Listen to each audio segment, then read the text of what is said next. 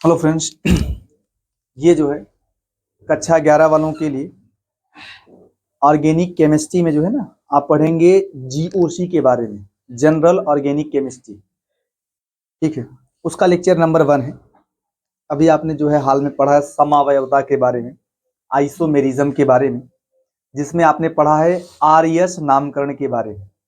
ठीक है, आर और यस जो है ये दोनों प्रकाशिक सक्रिय होते हैं, प्रकाशिक सक्रिय समावयवी होते हैं आर व यस यौगिक।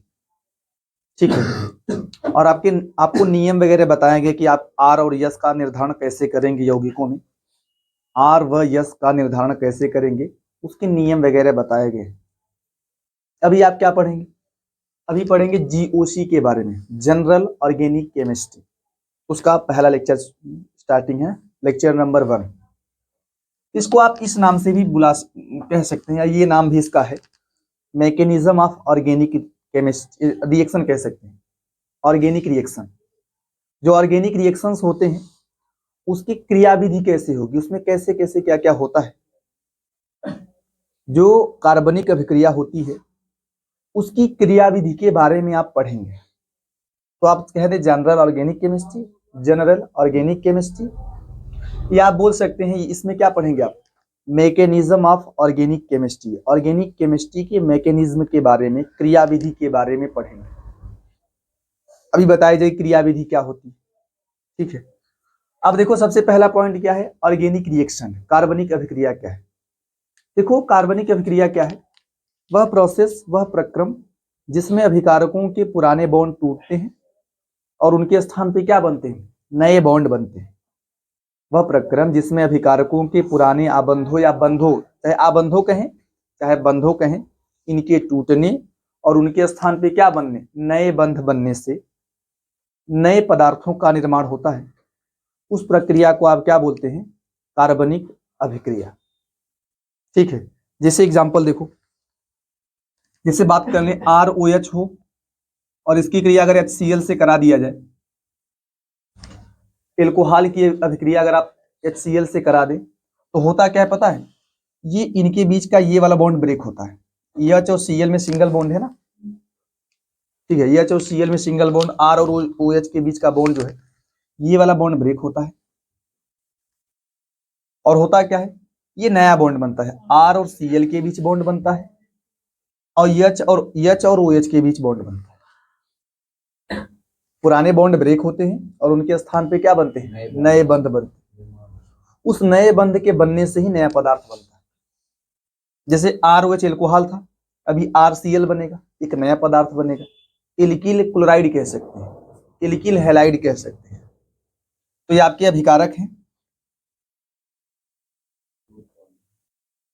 इनके बीच का पुराना बॉन्ड ब्रेक हुआ है, नया बॉन्ड क्या बनेगा, नया बॉन्ड वही ना, R और Cl के बीच का बॉन्ड बनेगा। यहां बनेगा R और Cl के बीच का बॉन्ड और H2O बन जाएगा। ठीक है, अब देखो ध्यान से, इसको अंग्रेजी में रिएक्टेंट कहते हैं, रिएक्टेंट।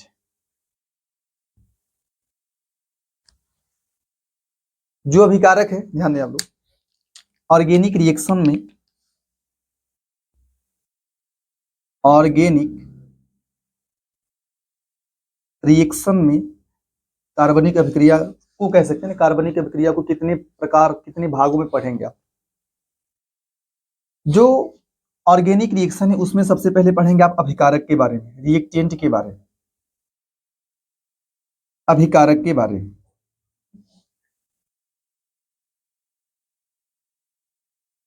किसके बारे में पढ़ेंगे आप, अभिकारक के बारे में। जो अभिकारक है ये दो प्रकार का होता है, अभिकारक दो प्रकार का होता है। कौन कौन सा, एक होता है आधार पदार्थ, सबस्ट्रेट, मतलब इसको दो कैटेगरी में पढ़ेंगे आप। कौन कौन सा, एक पढ़ेंगे आधार पदार्थ, सबस्ट्रेट, इसको हिंदी में बोलते हैं आधार पदार्थ, और एक होता है अभिकर्मक या आक्रमणकारी अभिकर्मक कह सकते हैं। अभिकर्मक को चाहे क्या कह सकते हैं, आक्रमणकारी अभिकर्मक। अभिकर्मक लिख दे रहा हूं, रीएजेंट। ठीक है, अभिकर्मक ए आधार पदार्थ और अभिकर्मक, ये दो प्रकार के होते हैं।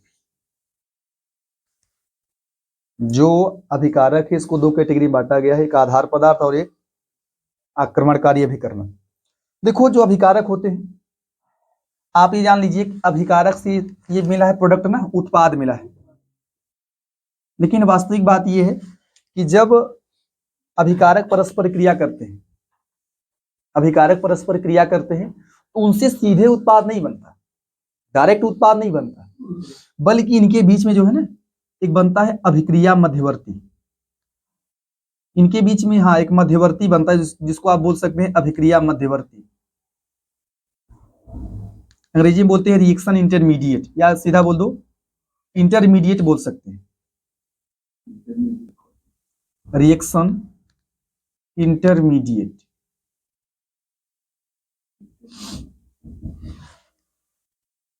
अभिक्रिया मध्यवर्ती बनता है। ये थोड़ा अस्थायी होता है, इसका जीवन काल बड़ा सूक्ष्म होता है, कह सकते हैं ये अस्थायी होता है। इसका जीवन काल क्या होता है, सूक्ष्म जीवन काल बोल सकते हैं आप। कुछ माइक्रो सेकेंड्स वगैरह के लिए जीता है, मतलब जीता नहीं है, मतलब इसके बनने के जो चांस होते हैं कुछ माइक्रो सेकेंड के लिए ही बनता है। जैसे अभिक्रिया बन रही है, अभिक्रिया हो रही है, तो सीधा प्रोडक्ट नहीं बनता है, उसके बीच में क्या बनता है, एक अस्थायी मध्यवर्ती बनती है, एक हाँ मध्यवर्ती अवस्था बनती है, उसी को आप क्या बोलते हैं, अभिक्रिया मध्यवर्ती। जीवन काल सूक्ष्म होता है, ठीक है। तो आप लिख सकते हैं ना सूक्ष्म जीवन काल, बहुत कुछ क्षणों के लिए बनता है, ठीक है। तो यही है, अब जानते रहिए आप लोग ना, अभिकारकों से सीधा उत्पाद नहीं बनता है, उत्पाद न बल्कि क्या बनता है इनके बीच में, हाँ एक अभिक्रिया मध्यवर्ती बनता है जिसका जीवन काल सूक्ष्म होता है। और इसके बाद आपको मिलता है उत्पाद मिलता है, ठीक है। इसके बाद उत्पाद मिलता है और साथ में मिलता है सह उत्पाद। एक मिलता है प्रोडक्ट और एक मिलता है बाई प्रोडक्ट, ठीक है। उत्पाद मिलता है और क्या मिलता है, सह उत्पाद, ठीक है। उत्पाद जरूरी नहीं, देखो उत्पाद का मतलब भाई देखिए, अभिक्रिया कराने के लिए आप जिन पदार्थों को बनाना चाहते हैं, मान लीजिए आपको बोला जाए कि आप एल्कोहल से कैसे बनाएंगे एल्किल क्लोराइड, एल्कोहल से एल्किल क्लोराइड कैसे बनाएंगे, तो ये अभिक्रिया करा लीजिए आप, तो आपको मिल जाएगा एल्किल क्लोराइड, साथ में वो मिला है। तो उत्पाद के अलावा जो पदार्थ बनते हैं उनको आप क्या बोल सकते हैं, सह उत्पाद। उत्पाद के अतिरिक्त जो भी पदार्थ बनते हैं उनको आप बोलेंगे सह उत्पाद। ये ऑर्गेनिक रिएक्शन का पूरा कंप्लीट डायग्राम कि क्या क्या होता है, कि देखो ऑर्गेनिक कह सकते हैं रिएक्शन में क्या होता है कि अभिकारक से उत्पाद बनता है लेकिन सीधे उत्पाद नहीं बनता, बल्कि इनके बीच में एक मध्यवर्ती बनता है, फिर जाके उत्पाद मिलता है। जो सबस्ट्रेट है ना, आधार पदार्थ, इसे क्या बोलते हैं, देखो इस पर जो है आक्रमण होता है, आक्रमण होता है और ये आक्रमण करता है, ठीक है। जो अभिकर्मक होता है वो आक्रमण करता है, जानते रहिए, इसीलिए इसका नाम है आक्रमणकारी अभिकर्मक, और इस पर आक्रमण करता है और आक्रमण करके इसको बदलेगा प्रोडक्ट में यही बदलता है। इसका काम केवल है अटैक करना, अटैक करके इसको प्रोडक्ट में कन्वर्ट करना, कह सकते प्रोडक्ट में यही कन्वर्ट होता है, ठीक है। आप ये लिख सकते हैं कि इसके, या कह सकते हैं ना इसमें लिखो, इसमें आबंध टूटते हैं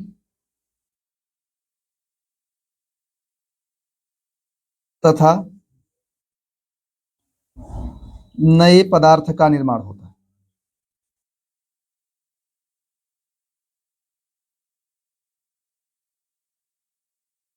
जब अटैक करेंगे ना, देखो ये इसी के बॉन्ड ब्रेक होते हैं, बॉन्ड ब्रेक होगा, इसी से क्या बनेंगे, नए पदार्थ बनेंगे, नए प्रोडक्ट इसी से बनते हैं।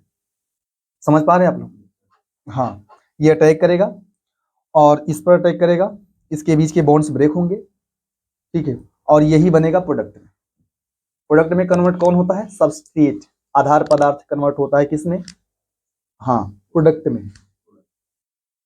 जो एक आपको नोट पॉइंट बता दें कि जो आधार पदार्थ होता है ये हमेशा कार्बनिक होता है, लेकिन जो रिएजेंट होता है वो कार्बनिक भी हो सकता है और अकार्बनिक भी। यहां तो देखो आ जाएगा ना कि नहीं है, ये भी नहीं आ रहा है। ठीक है, ठीक है, देखो ध्यान से। जो आधार पदार्थ होता है, आधार पदार्थ वो क्या होता है?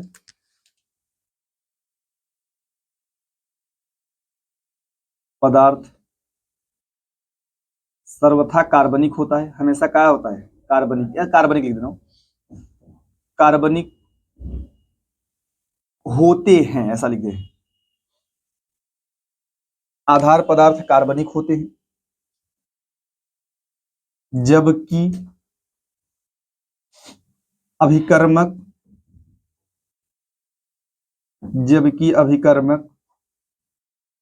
कार्बनिक या अकार्बनिक हो सकते हैं। कार्बनिक या अकार्बनिक हो सकते हैं।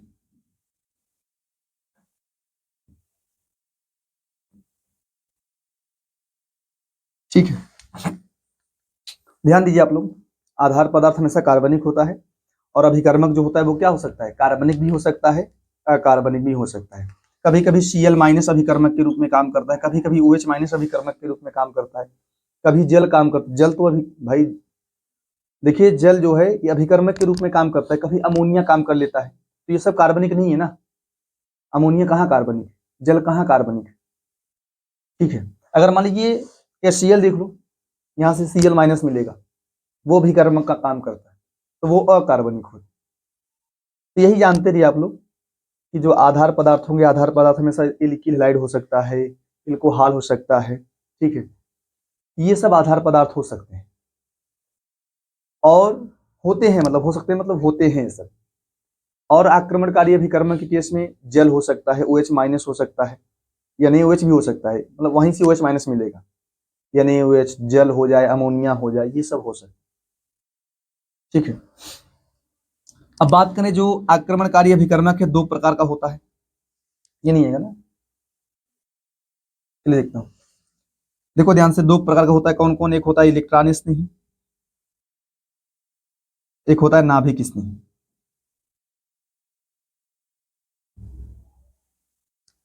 एक होता है इलेक्ट्रॉन स्नेही और एक क्या होता है? नाभिक स्नेही। इसको अंग्रेजी में बोलते हैं इलेक्ट्रोफाइल, इसको बोलते हैं न्यूक्लियोफाइल। ठीक है, इसको बोलते हैं क्या? इलेक्ट्रोफाइल, इलेक्ट्रोफाइल, और इसको क्या बोलते हैं? न्यूक्लियोफाइल। ठीक है, तो इलेक्ट्रॉन आक्रमणकारी अभिकर्मक दो प्रकार के होते हैं, इलेक्ट्रॉन स्नेही, नाभिक स्नेही। और जो मध्यवर्ती है, अभिक्रिया मध्यवर्ती में आप क्या पढ़ते हैं? आप पढ़ते हैं कार्बधनायन के बारे में। कार्बधनायन,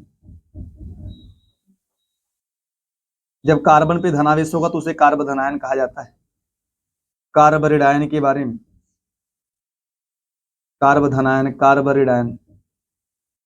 और क्या पढ़ेंगे आप पढ़ेंगे मुक्त मूलक के बारे में, मुक्त मूलक।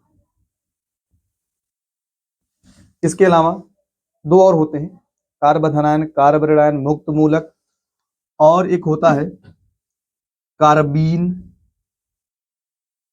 और एक होता है नाइट्रीन। यही साथ में लिख दे रहा हूं, हालांकि सब अलग अलग हैं। कार्बीन पढ़ेंगे और क्या पढ़ेंगे? नाइट्रीन के बारे में पढ़ेंगे। कार्बीन और नाइट्रीन ये सब अभिक्रिया मध्यवर्ती, यहां पढ़ेंगे आप अभिक्रिया मध्यवर्ती की केस। कार्बधनायन, कार्बरिडायन, मुक्त मूलक। सुनो ध्यान से, ये जो बनते नहीं है, ये जो बनते हैं कब बनेंगे? जब अभिकारकों के बीच के बॉन्ड्स ब्रेक होते हैं तभी ये बनते हैं। अब उसके बाद प्रोडक्ट मिलना है। अभिकारकों के बीच के जो बॉन्ड्स ब्रेक होते हैं उसी के दौरान ये बनते हैं, अभिक्रिया मध्यवर्ती। ये जो मिले ना उसी के दौरान बनते हैं। तो सबसे पहले आपको बॉन्ड कैसे टूटता है वही पढ़ना है आपको। इन सब चीजों को पढ़ने से पहले सबसे पहले आप क्या पढ़ेंगे, कैसे बॉन्ड टूटता है, उसको बोलते हैं विदलन। जो बॉन्ड ब्रेक होता है उसको क्या बोलते हैं आप लोग, विदलन या विखंडन कहा जाता है, विदलन या विखंडन। तो सबसे पहले आप इसको आराम से लिखिए। मैं स्टार्टिंग करूंगा विदलन से, विदलन से स्टार्टिंग होगी, फिर इस सब के बारे में बताएंगे कि कार्बधनायन, कार्बनायन मुक्त मूलक, ये सब किसके दौरान बनते हैं, विदलन के दौरान। उसके बाद प्रोडक्ट जनरेट करते हैं भाई, समझ पा रहे हैं आप लोग, प्रोडक्ट बाई प्रोडक्ट ये सब चीजें आप जानते हैं। लिखिए फटाफट और कतार। अच्छा देखिए ध्यान से आप लोग, अभी आपने क्या पढ़ा है कार्बनिक अभिक्रिया के बारे में। तो कार्बनिक अभिक्रिया में अभिकारक होते हैं, अभिकारकों से क्या बनता है, सीधा उत्पाद नहीं बनता है, बल्कि अभिकारक और उत्पाद के बीच में एक मध्यवर्ती बनता है, अभिक्रिया मध्यवर्ती बनता है, जो कि अस्थायी होता है, स्थायी नहीं होता है, अस्थायी होता है, ठीक है। और बहुत अल्प समय के लिए, बहुत ही सूक्ष्म समय के लिए वो बनता है अभिक्रिया मध्यवर्ती। उसके बाद सीधा फिर क्या मिलता है, प्रोडक्ट। जो अभिकारक होते हैं वो दो कैटेगरी में पढ़ते हैं आप उनको ना, एक आधार पदार्थ और एक क्या, अभिकर्मक। आधार पदार्थ और अभिकर्मक, इसमें क्या होता है कि आधार पदार्थ जो है इसके बीच का बॉन्ड ब्रेक होता है और इसी से क्या बनता है, उत्पाद। जो आधार पदार्थ होते हैं उन्हीं के बीच में क्या होता है, बॉन्ड का विदलन होता है, बॉन्ड टूटता है और उसी से क्या बनता है, नया पदार्थ। और ऐसा करवाता कौन है, अभिकर्मक। जो आक्रमणकारी अभिकर्मक होता है वही आधार पदार्थ पर आक्रमण करके उसको कन्वर्ट करता है प्रोडक्ट। और जो आधार पदार्थ होते हैं कार्बनिक होते हैं हमेशा, अभिकर्मक कार्बनिक या अकार्बनिक होते हैं। कभी कभी ध्यान दें आप, कभी कभी रिएक्शन के लिए आपको उत्प्रेरक की भी आवश्यकता हो जाती है। कभी कभी कार्बनिक अभिक्रियाओं को पूर्ण करने के लिए किसकी आवश्यकता होती है, उत्प्रेरक, ठीक है। ये सब चीजें हैं। तो अभी आप सबसे पहले पढ़ेंगे विदलन, कैसे बॉन्ड ब्रेक होता है, ठीक है। बॉन्ड के ब्रेक होने के प्रोसेस को पढ़ेंगे। तो विदलन क्या है, जो सिग्मा या सिंगल बॉन्ड होता है उसके टूटने की प्रक्रिया को विदलन कहा जाता है। सिग्मा बॉन्ड या सिंगल बॉन्ड, उसके टूटने के प्रोसेस को आप क्या बोलते हैं, विदलन या विखंडन। ये दो प्रकार का होता है, समविदलन और विषम विदलन। समविदलन क्या है कि मान लीजिए सिग्मा बॉन्ड या सिंगल बॉन्ड, ऐसा मान लें आप कि ए और बी दो परमाणु हैं, उनके बीच मान लीजिए सिंगल बॉन्ड बना है, जिसमें एक इलेक्ट्रॉन ए का है और एक इलेक्ट्रॉन किसका है, बी का है। समविदलन तब होगा, मान लीजिए बॉन्ड ब्रेक हो रहा है, सिग्मा बॉन्ड ब्रेक होना चाहता है और इसमें दो इलेक्ट्रॉन है, एक ए के एक बी के है। अगर ये इनमें से प्रत्येक इलेक्ट्रॉन अपने मूल परमाणु की ओर वापस चला जाए, टूटते समय जिनका इलेक्ट्रॉन है उनके पास वापस चला जाता है, तो इस प्रोसेस को आप क्या बोलते हैं, समविदलन। ये बॉन्ड तो ब्रेक हो रहा है लेकिन प्रत्येक इलेक्ट्रॉन अपने मूल परमाणु की ओर वापस चला जा रहा है, इसको बोलते हैं समविदलन।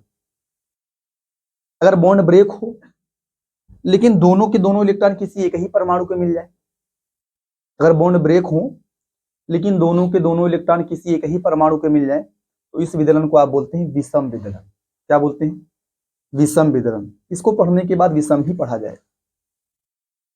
अब देखो इसमें एक इलेक्ट्रॉन का ट्रांसफर हो रहा है ना, एक इलेक्ट्रॉन का ट्रांसफर हो रहा है। तो मैं आपको बता दूं कि अगर देखिए बॉन्ड है, ऐसे थोड़ा सा नोटिस पॉइंट है, आप जानते रहिए बस। जैसे मान लीजिए ए और बी दो परमाणु हैं, ए और बी दो परमाणु हैं, यहाँ समविदलन हो रहा है, एक एक इलेक्ट्रॉन जाएगा। तो अगर एक एक इलेक्ट्रॉन गति करता है तो उसको आप ना ऐसे दिखाते हैं, इस प्रकार का तीर, इसको बोलते हैं अर्ध शीर्ष वाला तीर। तीर का जो डायरेक्शन नहीं होता, इसको आप बोलते हैं ये शीर्ष है, शीर्ष हेड है, ये शीर्ष है, ये टेल है ना, पूंछ होता है। अगर शीर्ष आधा हो तो उसको बोलते हैं अर्ध शीर्ष वाला तीर। अगर एक एक इलेक्ट्रॉन जाएगा, गति करेगा, तो उसको आपको दिखाना है किससे, अर्ध शीर्ष वाले तीर से के निशान से दिखाना है। अर्ध शीर्ष वाले तीर के निशान से दिखाना है किसको, एक एक इलेक्ट्रॉन की गति को। तो इसमें क्या होगा, एक इलेक्ट्रॉन ये लेके अलग हो जाएगा और एक इलेक्ट्रॉन ये लेके अलग हो जाएगा। अगर मान लीजिए विषम विदलन हो तो दोनों इलेक्ट्रॉन एक ही परमाणु को मिलेंगे। और किसको मिलेंगे, इसका भी कंडीशन है, जिसकी विद्युत ऋणात्मकता क्या रहेगी, ज्यादा। मान लीजिए ए और बी दो परमाणु हैं, उनके बीच में सिग्मा बॉन्ड का विदलन हो रहा है और दोनों परमाणु किसी एक ही इलेक्ट्रॉन को मिलने वाले हैं, विषम विदलन होगा। मान लीजिए विषम विदलन, तो दोनों इलेक्ट्रॉन एक ही परमाणु को मिलने वाले हैं। किस परमाणु को मिलने वाले हैं, जिसकी विद्युत ऋणात्मकता क्या होती है, अधिक। सामान्य केस में आपको यही दिखाई देगा कि जो है मान लीजिए ए और बी है, यहाँ होना चाहता है विषम विदलन, तो दोनों के दोनों इलेक्ट्रॉन एक ही परमाणु को मिल जाएंगे और उसको पुनः शीर्ष से दिखाना है। इसको दिखाना है अर्ध शीर्ष तीर के निशान से, और इसको कैसे दिखाना है, पूर्ण शीर्ष तीर के निशान से दिखाना है। समझ पा रहे हैं आप? अब देखो यही है ना कि मैं इसको समझा रहा हूं बाद में। तो यहां आपको ए का एक इलेक्ट्रॉन मिलेगा और बी का एक इलेक्ट्रॉन मिलेगा, इसी को बोलते हैं मुक्त मूलक। अगर एक इलेक्ट्रॉन बच जाए, विषम इलेक्ट्रॉन, दो इलेक्ट्रॉन तो सम रहेंगे, लेकिन अगर एक ही इलेक्ट्रॉन बच जाए तो उसको आप क्या बोलेंगे, एक इलेक्ट्रॉन विषम इलेक्ट्रॉन रहे तो उसको आप क्या बोलेंगे, मुक्त मूलक। अभी आपको पढ़ाया जाएगा, अभिक्रिया मध्यवर्ती में आपको कार्बधनायन के बारे में पढ़ाया जाएगा, कार्बोरेडायन के बारे में पढ़ाया जाएगा, मुक्त मूलक के बारे में पढ़ाया जाएगा। ठीक है, अभी देखो ध्यान से, जैसे मैं मान लू कुछ, यहाँ तो मैंने ए और बी माना है, मान लीजिए हम मान लें कि दो Cl हैं, Cl2 है, इनमें होना है समविदलन। और सबसे बड़ी बात, ये विदलन होता है सूर्य के प्रकाश की उपस्थिति में।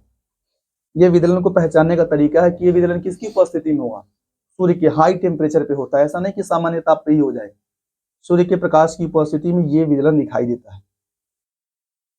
ये विदलन जो है सूर्य के प्रकाश की उपस्थिति में दिखाई देता है।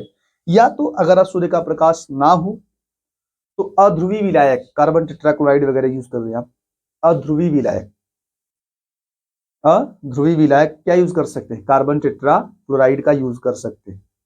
लेकिन सामान्य केस में सूर्य का प्रकाश रहता है। तो मान लो Cl है, इनके बीच में होना है समविदलन।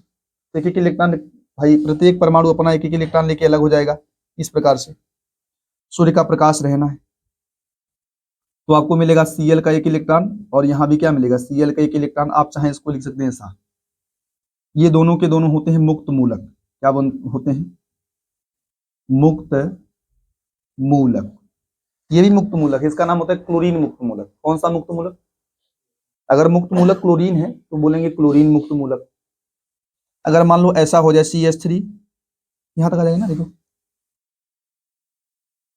CH3 और Cl हो जाए, एक एक इलेक्ट्रॉन भाई प्रत्येक परमाणु लेके अलग हो जाएगा, सूर्य का प्रकाश है जानते रहिए।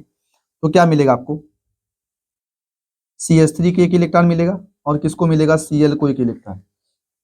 इसका नाम मेथिल, इसका नाम क्लोरीन, मेथिल मुक्त मूलक और क्लोरीन मुक्त मूलक, ऐसा नाम दिया जाएगा।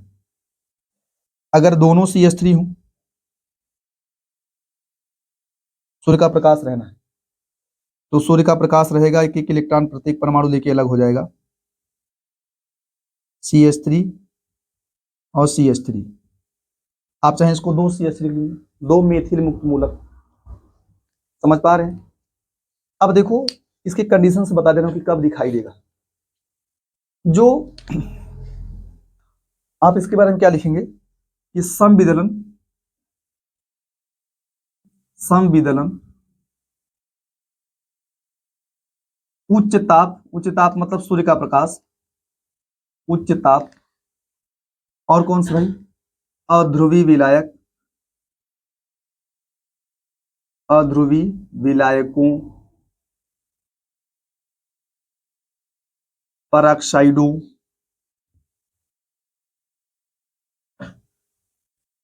पराक्साइडों आदि की उपस्थिति में दिखाई देता है, प्रदर्शित होता है। समविदलन या तो उच्च ताप मतलब सूर्य का प्रकाश बोल दे आप, H-, या तो क्या लेंगे आप, अध्रुवी विलायक, कौन, CCl4 कार्बन टेट्राक्लोराइड, या क्या पराक्साइड्स वगैरह हो, पराक्साइड्स वगैरह। ठीक है, उसकी उपस्थिति में प्रदर्शित होता है, की उपस्थिति में प्रदर्शित होता है। और इसमें बनता क्या है, समविदलन में क्या बनता है, मुक्त मूलक। समविदलन के फलस्वरूप क्या बनने वाला है? मुक्त मूलक। आपको याद रखना है, बाकी डेफिनेशन वगैरह लिखा है। अगला क्या है? विषम विदलन। अब देखो विषम विदलन क्या है? विषम विदलन, समविदलन को अंग्रेजी में क्या बोलते हैं? Homolytic cleavage. होमोलाइटिक क्लीवेज अंग्रेजी में विदलन को क्लीवेज कहते हैं। तो होमोलाइटिक क्लीवेज या होमोलाइसिस, इसका हिंदी नाम होगा समअपघटनी। ध्यान दीजिए, होमोलाइटिक क्लीवेज या होमोलाइसिस। जो विषम विदलन है इसको आप क्या बोलते हैं अंग्रेजी में? हेटेरोलाइटिक क्लीवेज। हेटेरोलाइटिक क्लीवेज,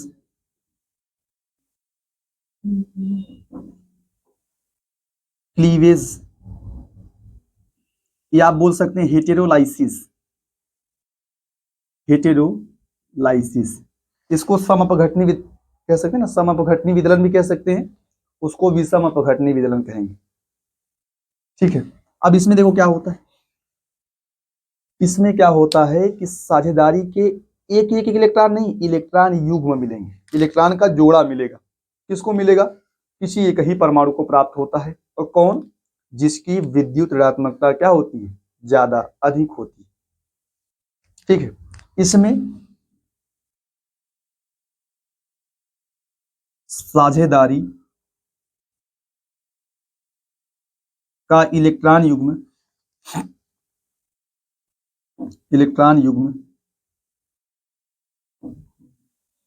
किसी एक ही परमाणु, किसी एक ही तत्व भी कह सकते हैं ना, एक ही परमाणु, ये आप इसको लिख सकते हैं कौन कौन भाई? अधिक विद्युत ऋणी परमाणु। किसी एक ही परमाणु, वो कौन हो सकता है? अधिक विद्युत ऋणी परमाणु को प्राप्त होता है, और इसके फलस्वरूप बनते क्या है? और इसके फलस्वरूप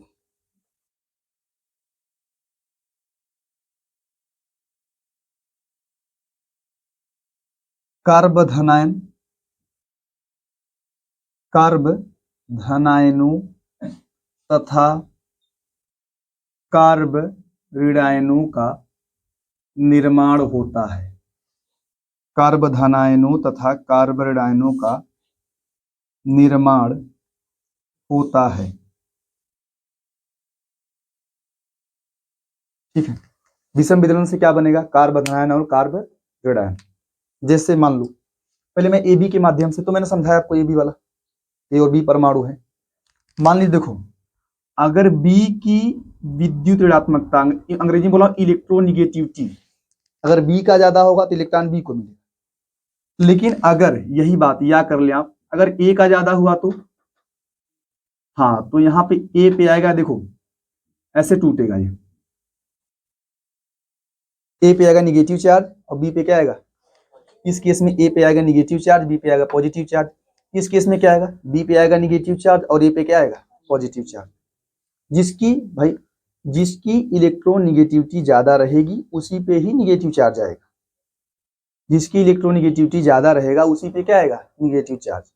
और ये हाई टेम्परेचर पे नहीं होता, यहाँ तो हाई टेम्परेचर चाहिए, सनलाइट चाहिए, लेकिन ये हाई टेम्परेचर पे नहीं होता है। और सबसे विशेष बात बता दें, सबसे विशेष बात कि सामान्य केस में ये ना समान प्रकार के परमाणुओं के बीच होता है जो समविदलन होता है।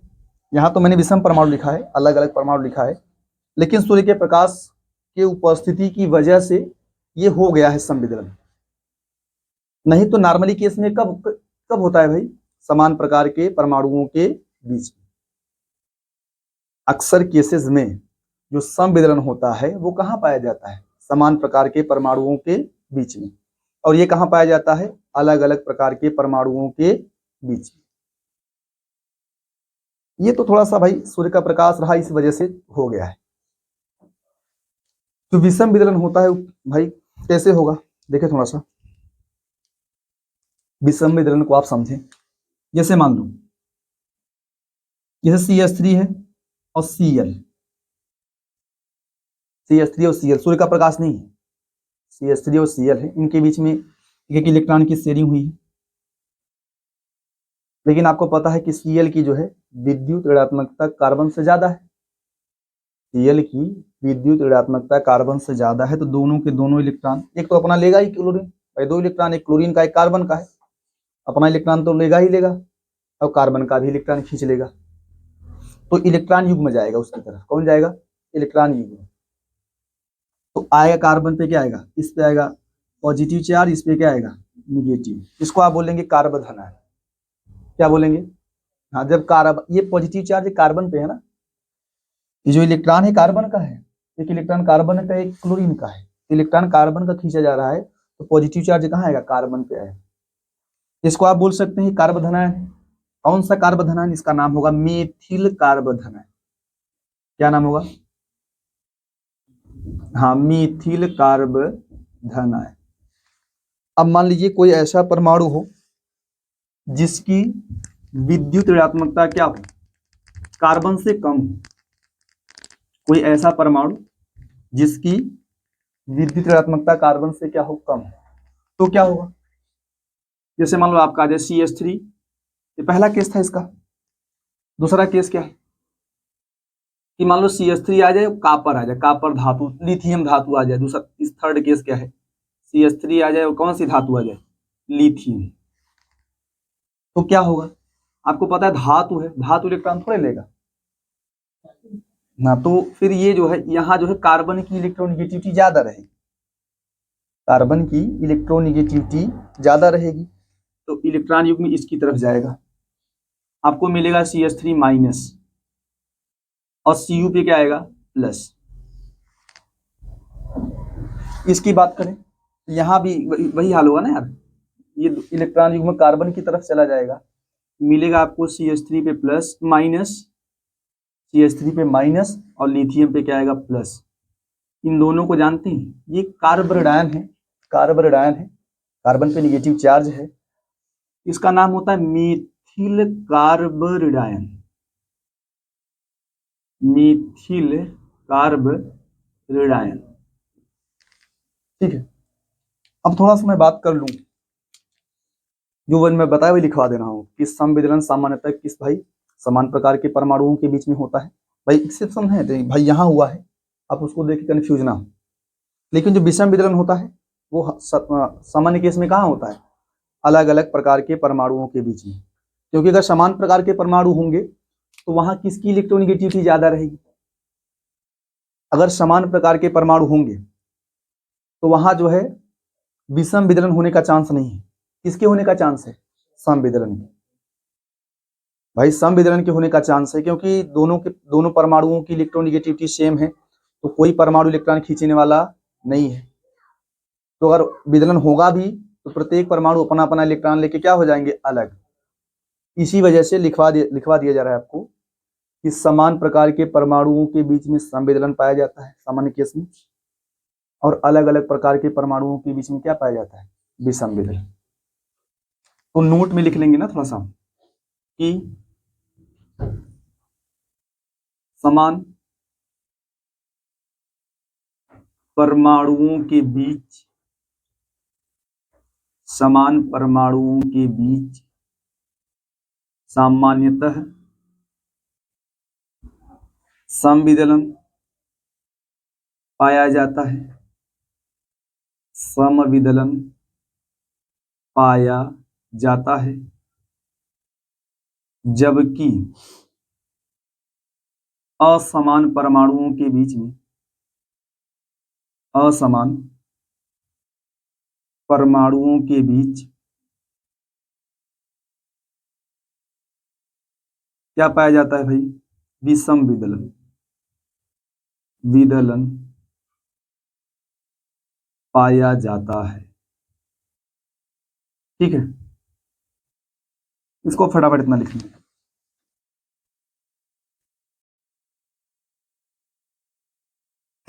अच्छा देखो ध्यान से,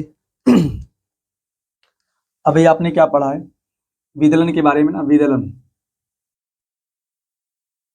कितने टाइप का होता है? समविदलन, विषम विदलन। समविदलन और विषम विदलन। समविदलन से क्या बनते हैं?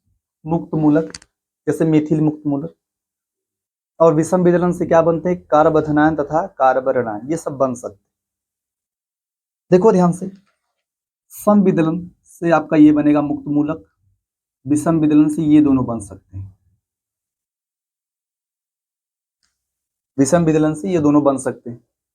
अच्छा आप बताइए कि जो ये मुक्त मूलक बना है, इसमें कौन सा संकरण है? कार्बन में कौन सा संकरण है? देखो यहाँ जो कार्बन, उसके पास 3 सिग्मा बॉन्ड है, एक इलेक्ट्रॉन। देखो संकरण की प्रक्रिया में सिग्मा बॉन्ड और लोन पेयर की संख्या जोड़ी जाती है। सिग्मा बॉन्ड और लोन पेयर की संख्या, इस कार्बन के पास 3 H जुड़े हुए हैं और एक इलेक्ट्रॉन बचा हुआ, तो उस एक इलेक्ट्रॉन को नहीं जोड़ा जाएगा संकरण की प्रक्रिया में, केवल 3 सिग्मा बॉन्ड होगा। क्या? sp2 संकरण। हाँ आप ये जान सकते हैं, देखो आप ये जान सकते हैं कि मुक्त मूलक जो नहीं होता है, इसमें इलेक्ट्रॉन की कमी होती है।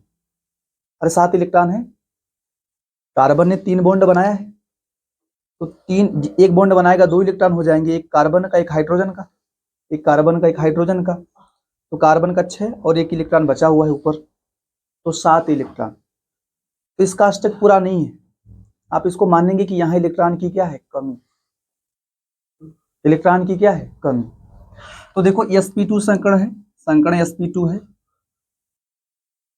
और यहाँ क्या है? इलेक्ट्रॉन की कमी है।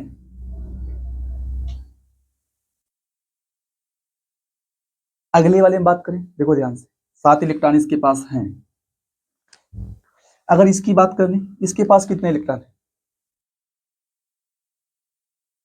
इसके पास 6 इलेक्ट्रॉन है। देखो कार्बन ने 3 बॉन्ड बनाया है, कार्बन ने 3 बॉन्ड बनाया है, तो 6 इलेक्ट्रॉन है।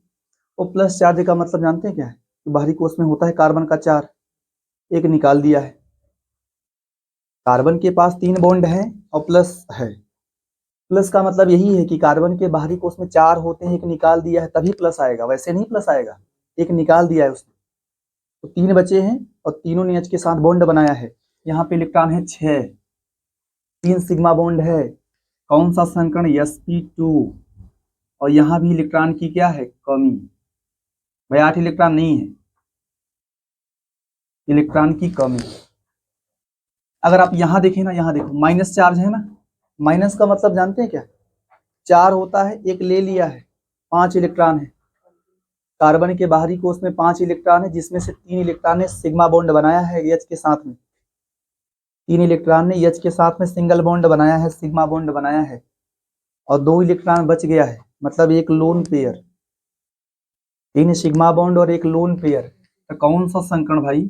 sp3। और यहाँ पे इलेक्ट्रॉन की संख्या 8 है ना, इसका अष्टक पूरा है भाई, 2 इलेक्ट्रॉन और 3 बॉन्ड बनाए हैं, तो 8 इलेक्ट्रॉन है, अष्टक पूरा है इसका, इसका अष्टक क्या है? पूरा। और sp3 संकरण है, संकरण sp3 है, और यहाँ इलेक्ट्रॉन की कमी नहीं है। और उल्टा अगर निगेटिव चार्ज आ जाए, लोन पेयर्स वगैरह आ जाए, अष्टक पूरा हो और लोन पेयर्स वगैरह दिख जाए, तो आप वहां इलेक्ट्रॉन की कमी नहीं मानेंगे, वहां पे इलेक्ट्रॉन की अधिकता मान लेंगे। क्या मान लेंगे? अगर अष्टक पूर्ण हो और केंद्रीय परमाणु के पास लोन पेयर हो, क्या हो? वो लोन पेयर ही है, 2 इलेक्ट्रॉन है ना, यहाँ 2 इलेक्ट्रॉन होंगे भाई, निगेटिव चार्ज में यहाँ 2 इलेक्ट्रॉन, एक कार्बन का होगा, एक जो आया है, समझ पा रहे हैं आप लोग ना? तो यहाँ लोन पेयर होगा, तो लोन पेयर आने की वजह से यहाँ इलेक्ट्रॉन की अधिकता हो जाती है, इन दोनों में इलेक्ट्रॉन की कमी है। अच्छा बोला जाए, एक और बात है, जैसे पूछा जाए कि ये अनुचुंबकीय होगा कि प्रतिचुंबकीय, या सभी तीनों की तुलना करें कि कौन अनुचुंबकीय होगा कौन प्रतिचुंबकीय होगा। देखो यहाँ पे 6 इलेक्ट्रॉन है, सभी पेयर्ड रहेंगे, सभी युग्मित रहेंगे, यहाँ भी सभी पेयर्ड रहेंगे, युग्मित रहेंगे। इसके पास एक विषम इलेक्ट्रॉन है, इसको बोलते हैं विषम इलेक्ट्रॉन, 7 इलेक्ट्रॉन विषम होंगे ना, तो विषम इलेक्ट्रॉन है, तो विषम इलेक्ट्रॉन जिसमें पाया जाता है उसी को मुक्त मूलक कहा जाता है। विषम इलेक्ट्रॉन जहां पाया जाए उसी को क्या बोलेंगे? मुक्त मूलक। और यहाँ पे एक अयुग्मित इलेक्ट्रॉन है, ये भाई 7 इलेक्ट्रॉन, इसमें से एक अयुग्मित हो जाए, तो यहाँ पे क्या लिखेंगे? एक अयुग्मित इलेक्ट्रॉन होता है, अगर अयुग्मित इलेक्ट्रॉन पाया जाएगा तो आप क्या बोलेंगे इसको, अनुचुंबकी की प्रतिचुंबकी, अनुचुंबकी होगा। अयुग्मित इलेक्ट्रॉन पाए जाएंगे तो अनुचुंबकी होगा, और अगर अयुग्मित इलेक्ट्रॉन ना रहे तो क्या होगा, प्रतिचुंबकी। ये दोनों होंगे प्रतिचुंबकी, ये दोनों होंगे प्रतिचुंबकी, और ये कैसा होगा, अयुग्मित इलेक्ट्रॉन है, इसी वजह से ये क्या होगा, अनुचुंबकी। थोड़े से प्रश्न बन जाते हैं। एक और प्रश्न देख लें आप साथ में, एक और प्रश्न देखो। अभी आपको पढ़ाया जाएगा अभिकर्मक के बारे में। अभी आप पढ़ेंगे अभिकर्मक। अभिकर्मक क्या होते हैं, ये आधार पदार्थ पर अटैक करके उसको प्रोडक्ट में कन्वर्ट करवाते हैं, बदलते हैं उसको उत्पाद में। कौन, अभिकर्मक। आधार पदार्थ पे अटैक करेंगे, उसको बदलेंगे प्रोडक्ट में। आधार पदार्थ ही प्रोडक्ट में बदलता है, लेकिन ऐसा करवाता कौन है, अभिकर्मक। अभी देखिए आप, जो अभिकर्मक है दो कैटेगरी में पढ़ेंगे आप, एक इलेक्ट्रॉन स्नेही अभिकर्मक और एक नाभिक स्नेही। इलेक्ट्रॉन स्नेही अभिकर्मक और नाभिक स्नेही। इलेक्ट्रॉन स्नेही किसे कहा जाता है, सामान्य केस में जहां इलेक्ट्रॉन की कमी होती है उन्हें इलेक्ट्रॉन स्नेही कहा जाता है, और जहां इलेक्ट्रॉन की अधिकता होगी उसे आप क्या बोलेंगे, नाभिक स्नेही। इलेक्ट्रॉन की अधिकता होगी तो नाभिक स्नेही, इलेक्ट्रॉन की कमी होगी तो इलेक्ट्रॉन स्नेही। अधिकता तो नाभिक स्नेही, कमी होगा तो इलेक्ट्रॉन स्नेही। कमी को आप पॉजिटिव चार्ज से, अगर मान लीजिए कभी प्लस वगैरह आ जाए, पॉजिटिव चार्ज हो, तो सामान्य केस में आप मान लेते हैं क्या, ये क्या होगा, यहाँ इलेक्ट्रॉन की कमी है। माइनस आएगा तो इलेक्ट्रॉन ज्यादा होगा ना, अगर निगेटिव चार्ज होगा तो इलेक्ट्रॉन ज्यादा होंगे, अब पॉजिटिव चार्ज होगा तो इलेक्ट्रॉन की क्या रहेगी, कमी। अगर पॉजिटिव चार्ज वगैरह है तो आप उसको मान सकते हैं ये इलेक्ट्रॉन स्नेही है, यहाँ इलेक्ट्रॉन की क्या है, कमी। अगर निगेटिव चार्ज वगैरह है तो वहां आप क्या मानेंगे कि यहाँ इलेक्ट्रॉन की क्या है, अधिकता है, क्योंकि इलेक्ट्रॉन है, निगेटिव चार्ज का मतलब इलेक्ट्रॉन।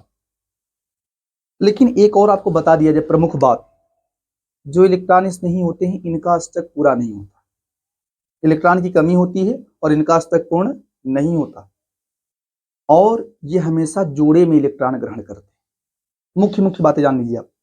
इलेक्ट्रॉन स्नेही जो होते हैं इनमें इलेक्ट्रॉन की कमी होती है, नाम से ही पता चल रहा है, इलेक्ट्रॉन की कमी। इलेक्ट्रॉन स्नेही का मतलब इलेक्ट्रॉन से स्नेह करने वाला, और इलेक्ट्रॉन से स्नेह कौन करेगा, जिसके पास प्लस रहेंगे, पॉजिटिव चार्ज रहेगा। इलेक्ट्रॉन से स्नेह करने वाला, इलेक्ट्रॉन से स्नेह कौन करेगा, जिसके पास पॉजिटिव चार्ज होंगे। पॉजिटिव चार्ज का मतलब इलेक्ट्रॉन की कमी। नाभिक स्नेही का मतलब नाभिक से स्नेह करने वाला, नाभिक से मतलब नाभिक में पॉजिटिव चार्ज है, नाभिक से स्नेह करने वाला, नाभिक में क्या है, पॉजिटिव चार्ज।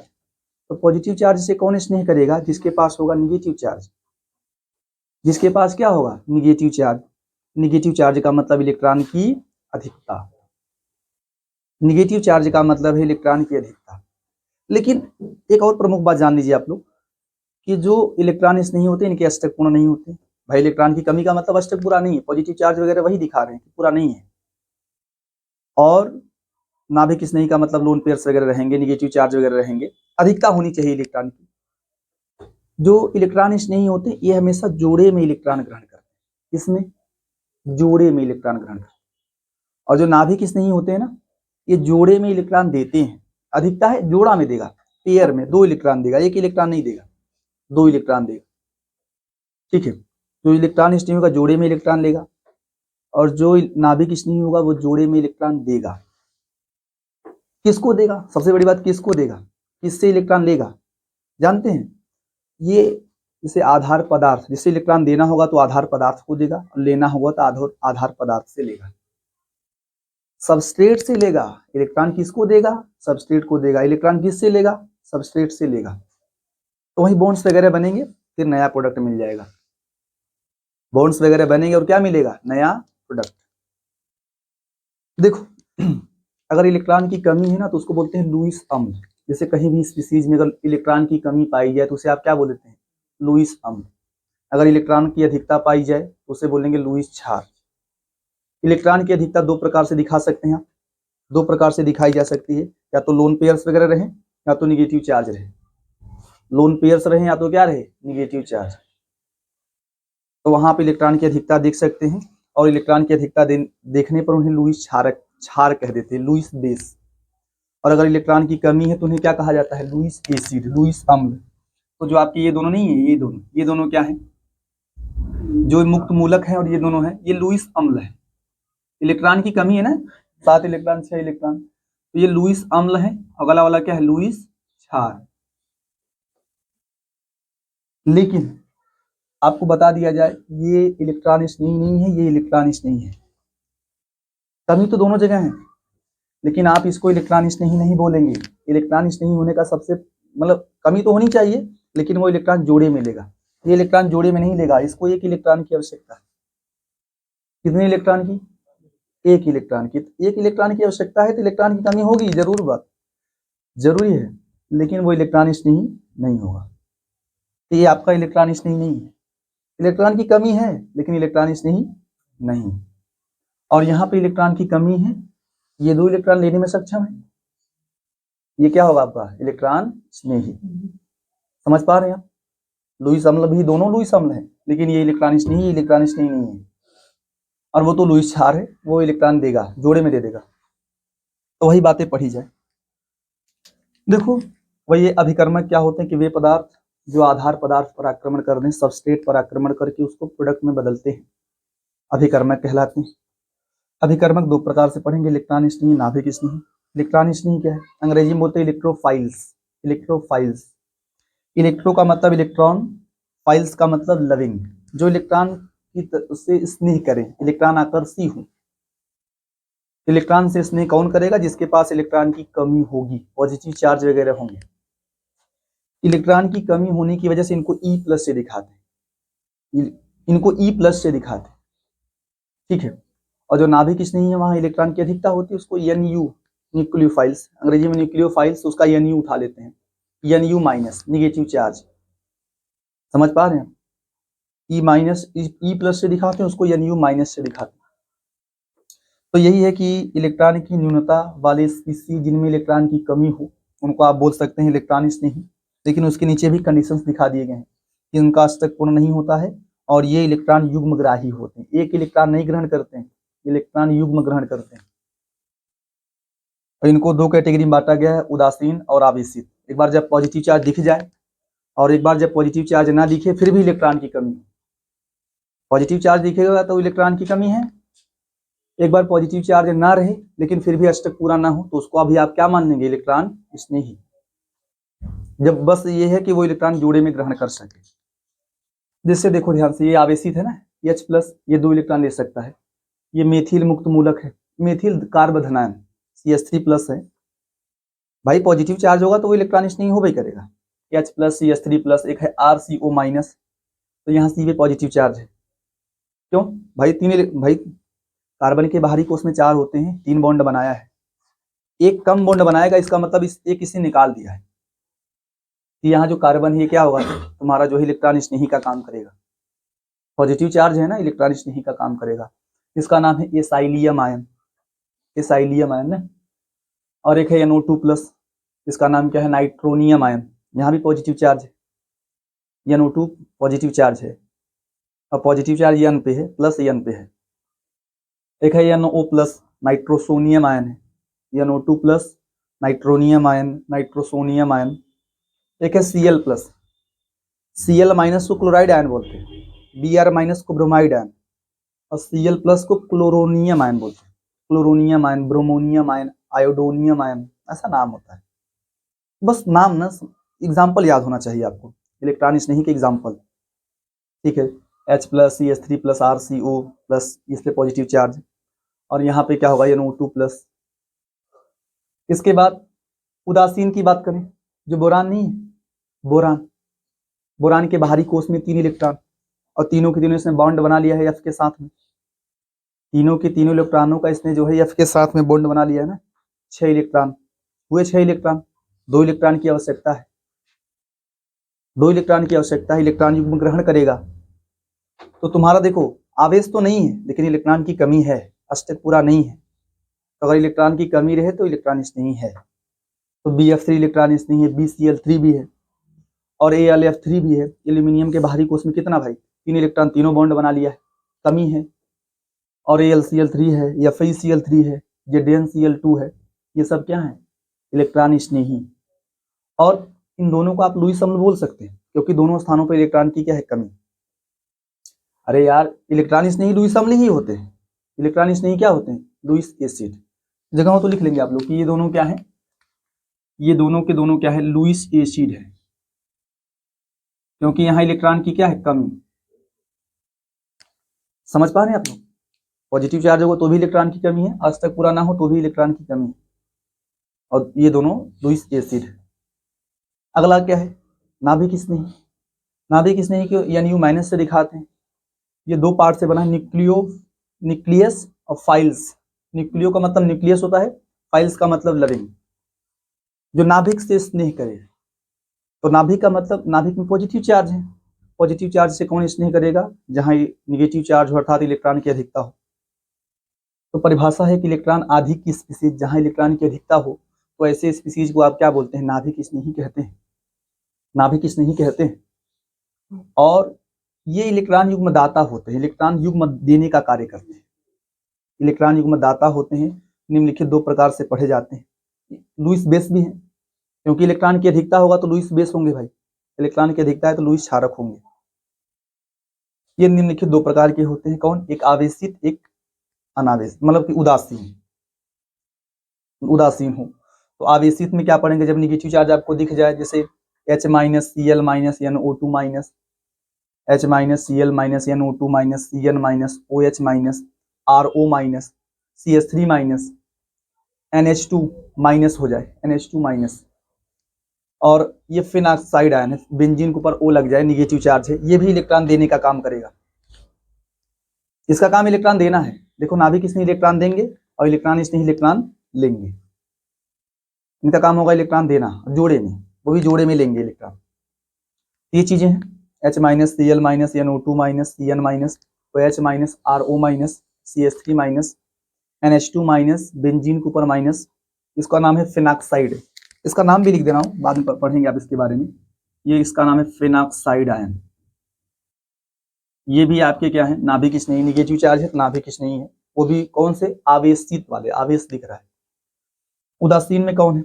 यहाँ लोन पेयर्स दिख जाए आपको, लोन पेयर्स वगैरह दिख जाए तो आप उसको क्या बोल देंगे? उदासीन। नाभिक स्नेही है, उदासीन नाभिक स्नेही है, तो नाभिक स्नेही। जल हो जाए, अमोनिया हो जाए, लोन पेयर होता है ना, एल्कोहल हो जाए, ईथर हो जाए, ये एमीन है, फर्स्ट डिग्री, सेकेंड डिग्री, ये सब एमीन, सभी के सभी एमीन क्या होते हैं? आपके इसी में नाभिक स्नेही की कैटेगरी में आते हैं। हालांकि उदासीन है तो क्या करेंगे? लोन पेयर्स रहेगा, लोन पेयर्स रहेंगे तो नाभिक स्नेही होंगे। इसके बाद एक नया टॉपिक है, जो कार्बधात्विक यौगिक होते हैं। कार्बधात्विक यौगिक क्या है? अंग्रेजी में बोलते हैं ऑर्गेनोमेटेलिक कंपाउंड्स। ऑर्गेनोमेटेलिक कंपाउंड्स क्या है? जब कभी भी कार्बन और धातु के बीच बॉन्ड पाया जाए, कार्बन और धातु के बीच में क्या पाया जाए? बॉन्ड, तो ऐसे यौगिकों को क्या कहा जाता है? कार्बधात्विक यौगिक। कार्बन धातु, सीएम का, एम का मतलब मेटल है, सीएम बॉन्ड मतलब कार्बन मेटल बॉन्ड पाया जाएगा, उसे आप क्या कह देंगे? कार्बधात्विक यौगिक। जैसे मान लो बनाया था आपने RCU बनाया था, वहीं CH3CU कर दे तो कौन सा यौगिक हो जाएगा? कार्बधात्विक यौगिक। CH3Li कर दें, कार्बधात्विक यौगिक है, क्योंकि कार्बन और धातु के बीच में क्या है? बॉन्ड। कार्बन और धातु उपस्थित हो, ये कार्बधात्विक यौगिक नहीं है। कार्बन धातु पाया जाना, कार्बन और धातु का पाया जाना, ये कार्बधात्विक यौगिक के जो है पहचान का तरीका नहीं है। पहचान का तरीका है कि कार्बन और धातु के बीच में बॉन्ड भी होना चाहिए, पाए भी जाने चाहिए और बॉन्ड भी होना चाहिए। ये सभी के सभी जो है RMGX, इसको बोलते हैं ग्रिगनार्ड अभिकर्मक, पढ़ेंगे भी बाद में आप। RMGX है, R2CD है, डाई एल्किल कैडमियम इसका नाम होगा, डाई एल्किल कैडमियम होगा, di alkyl cadmium, di alkyl zinc, ठीक है। ये सब आपके जो है कार्बन धातु के बीच बॉन्ड होगा ना, CH3 कर देंगे तो कार्बन धातु के बीच बॉन्ड हो जाएगा, और यहाँ पे आएगा इस पे निगेटिव चार्ज, क्या आएगा? Negative charge. इस पॉजिटिव चार्ज को फोकस देखो, जैसे इस पे प्लस आएगा ना, प्लस आएगा। जितने भी धातु है ना, मैं आपको बता दूं, जैसे मैं यहाँ कर दूं ये वाला कि RCU हो जाए, कॉपर हो जाए, RLI हो जाए। अब धातु का काम है इलेक्ट्रॉन देगा, धातु इलेक्ट्रॉन जानते हैं क्यों देती है? ताकि वो स्थायी हो जाए। धातुएं खुद को स्थायी बनाने के इलेक्ट्रॉन देती है ना, तो अगर धातु में प्लस आ जाए ना तो आप उसको इलेक्ट्रॉन स्नेही नहीं मानेंगे, क्योंकि वो उस स्टेज में इलेक्ट्रॉन के त्याग के पश्चात बहुत स्थायी हैं, उनको इलेक्ट्रॉन की आवश्यकता नहीं है। जो धातुएं हो, जिससे मान लो Na+ आ जाए, Ca++ आ जाए, इनको भी तो मान लिया जाए कौन सा, इलेक्ट्रॉन स्नेही मान लिया जाए। इलेक्ट्रॉन स्नेही मान सकते हैं आप? नहीं, इलेक्ट्रॉन स्नेही धातुओं को नहीं मानना, क्योंकि धातुएं क्या करती हैं, इलेक्ट्रॉन त्यागती इसीलिए है ताकि वो स्थायी हो जाए, यही होता है ना यार। तो धातुओं को जो है इलेक्ट्रॉन स्नेही की कैटेगरी में नहीं गिनेंगे आप। तो यहाँ बचेगा Mg+ आएगा, Cd कैडमियम धातु प्लस आएगा, तो उसको नहीं देखना है, उसको इलेक्ट्रॉन स्नेही नहीं मानना है। तो बचा तुम्हारा क्या, नाभिक स्नेही। क्या बचे, नाभिक स्नेही। ये सब आप किसकी कैटेगरी में पढ़ते हैं, नाभिक स्नेही कैटेगरी में।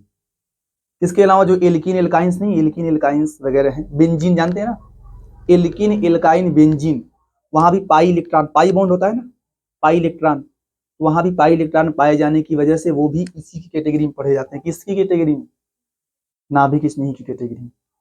एल्कीन एल्काइन बेंजीन ये सभी किसकी कैटेगरी में पढ़ेंगे आप, नाभिक स्नेही की कैटेगरी में। इतना फटाफट आराम से लिखें।